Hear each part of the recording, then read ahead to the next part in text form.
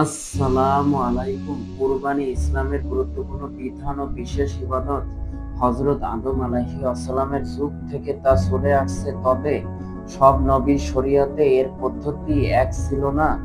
ইসলামী শরীয়তে এর যে পদ্ধতি নির্দেশিত হয়েছে তার মূল সূত্র মিল্লাতে ইব্রাহিমীতে বিদ্যমান ছিল। এজন্য কুরবানিকে সুন্নতে ইব্রাহিমী বলা হয়। হযরত ইব্রাহিম আলাইহিস সালামের কোরবানির কথা খোদ কোরআন মাজিদে উল্লেখিত হয়েছে এবং এর সঙ্গে জুড়ে আছে এক অবিস্মরণীয় ঘটনা।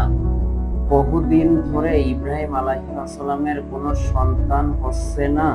ধীরে ধীরে তার ও তার স্ত্রীর সন্তান জন্মের স্বাভাবিক বয়স পার হয়ে যায়। জীবন সন্ধ্যায় দাঁড়িয়েও তিনি আল্লাহ তাআলার কাছে নেক সন্তান প্রার্থনা করেন, হে আমার রব, আমাকে নেক সন্তান দান করুন। সূরা সাফফাত আয়াত নং ৩৭ থেকে ১০০। যতদিন যাচ্ছিল ইব্রাহিম আলাইহিস সালামের হৃদয়ে সন্তানের আকাঙ্ক্ষা ততই তীব্র হচ্ছিল। অবশেষে আল্লাহ তাআলা তার আকাঙ্ক্ষা পূরণ করে একজন সহনশীল পুত্র সন্তান দান করেন। এই সন্তানের নাম রাখেন ইসমাইল। একজন অশীতিপর বৃদ্ধ লোক সন্তানের মুখ দেখলে কত আনন্দিত হবে সহজেই অনুমেয়। ইব্রাহিম আলাইহিস সালাম শুধু আনন্দিতই হয়নি, আল্লাহ তাআলা শুকরে তার হৃদয় ভরে যায়। তিনি শুকর আদায় করে বলেন, সমস্ত প্রশংসা আল্লাহ তাআলার জন্য, যিনি আমাকে বৃদ্ধ বয়সে ইসমাইল আলাইহিস সালাম ও ইসহাককে দান করেছেন। নিশ্চয়ই আমার রব দোয়া শ্রবণকারী। সূরা ইব্রাহিম আয়াত নং ১৪ থেকে ৩৯। ইব্রাহিম আলাইহিস সালাম শামে বসবাস করতেন। এক সময় আল্লাহ তাআলার পক্ষ থেকে নির্দেশ এলো, পুত্র ইসমাইল ও তার মা হাজেরাকে যেন মক্কায় রেখে যান। মক্কায় তখন জনবসতি ও জীবনকরণ কিছুই ছিল না। তারপরও আল্লাহ তাআলার নির্দেশ মতো তিনি তাদেরকে সুদূর মক্কায় রেখে যান। ইসমাইল আলাইহিস সালাম ধীরে ধীরে বেড়ে উঠতে শুরু করেন। তিনি যত বড় হচ্ছিলেন তার প্রতি পিতার ভালোবাসা ততই বৃদ্ধি পাচ্ছিল। যখন তিনি ছোটাছুটি করার বয়সে উপনীত হন, তখন ইব্রাহিম আলাইহিস সালাম এক কঠিন পরীক্ষার সম্মুখীন হন। তিনি স্বপ্নে দেখেন একমাত্র কলিজার টুকরোকে জবেহ করছেন। এটা যদিও স্বপ্ন ছিল, কিন্তু নবীগণের স্বপ্ন ওহীর মতো হয়ে থাকে।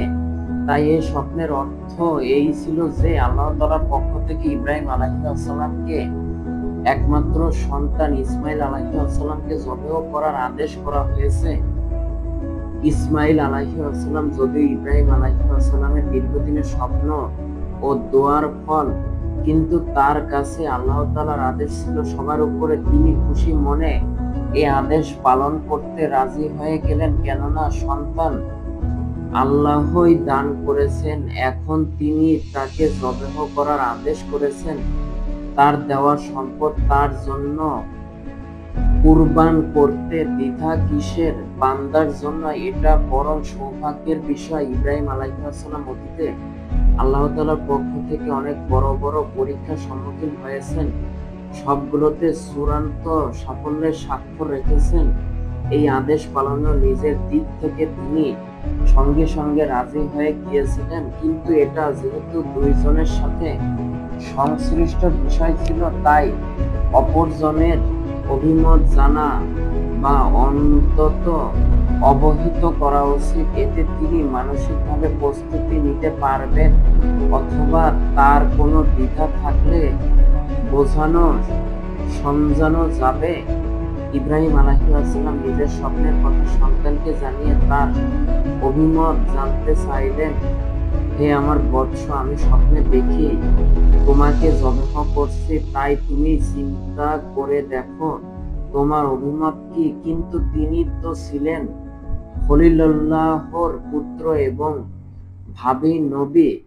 তিনি সঙ্গে সঙ্গে উত্তর দিলেন, হে আমার পিতা, আপনাকে যে আদেশ করা হয়েছে তা করে ফেলুন। আপনি আমাকে আল্লাহ চাহেন তো অবশ্যই ধৈর্যশীলদের মধ্যে পাবেন। সূরা সাফফাত আয়াত নং ৩৭ থেকে ১০২। এটা ইসমাইল আলাইহিস সালামের গভীর জ্ঞান ও বিনয়ের পরিচায়ক। ইব্রাহিম আলাইহিস সালাম তার কাছে এই কথা বলেননি যে আল্লাহ তাআলা তোমাকে যবেহ করার আদেশ করেছেন। তিনি একটি স্বপ্নের কথা বলেছেন মাত্র, কিন্তু ইসমাইল আলাইহিস সালাম বুঝে ফেলেছেন এই স্বপ্ন মূলত আল্লাহর একটি আদেশ। দ্বিতীয়ত, তিনি ইনশাআল্লাহ বলে বিষয়টি আল্লাহ তাআলার কাছে সমর্পণ করেছেন এবং আমাকে ধৈর্যশীলদের মধ্যে পাবেন বলে ইঙ্গিত করেছেন যে এই ধৈর্য একা আমারই কর্তৃত্ব নয়, বরং দুনিয়াতে আরো বহু ধৈর্যশীল আছেন। ইনশাআল্লাহ আপনি আমাকে তাদের মধ্যে পাবেন। এভাবে তিনি অহংকার ও আত্মমুগ্ধতার নাম গন্ধটুকু পর্যন্ত খতম করে চূড়ান্ত বিনয়ের প্রকাশ করলেন। যখন পিতা পুত্র উভয়ে আল্লাহ তাআলার আদেশ পালনের জন্য রাজি হয়ে গেলেন, তখন এলো আসল পর্ব। ইব্রাহিম আলাইহিস সালাম পুত্রকে যবেহ করার জন্য কাঁধ করে শোয়ালেন।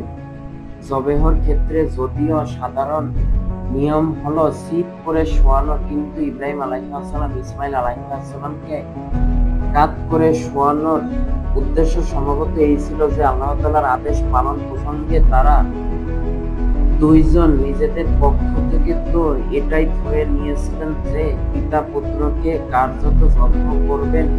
তাই ইব্রাহিম আলাইহিস সালাম পুত্রকে কাঁধ করে শোয়ালেন যাতে ছুরি চালানোর সময় চেহারা নজরে না পড়ে। পাছে পুত্র বাৎসল্য উঠলে মন টলে যায়। এ থেকে অনুমেয় এই আদেশ পালনের জন্য তারা কত আন্তরিক ছিলেন। আল্লাহ তাআলার আদেশ পালনের জন্য তারা যেহেতু তাদের এখতিয়ারাধীন সবকিছুই করে ফেলেছিলেন, তাই তাদের পরীক্ষা হয়ে গিয়েছিল। অনন্তর আল্লাহ তাআলা তার কুদরতের এক কারিশমা দেখালেন। তিনি নিজ কুদরতে সেখানে একটি দুম্বা পাঠিয়ে দিলেন। ইব্রাহিম আলাইহিস সালাম আল্লাহ তাআলার নির্দেশে পুত্রের স্থলে সেটি যবেহ করলেন। ইসমাইল আলাইহিস সালাম জীবিত ও নিরাপদ থাকলেন কুরআনের ভাষায়।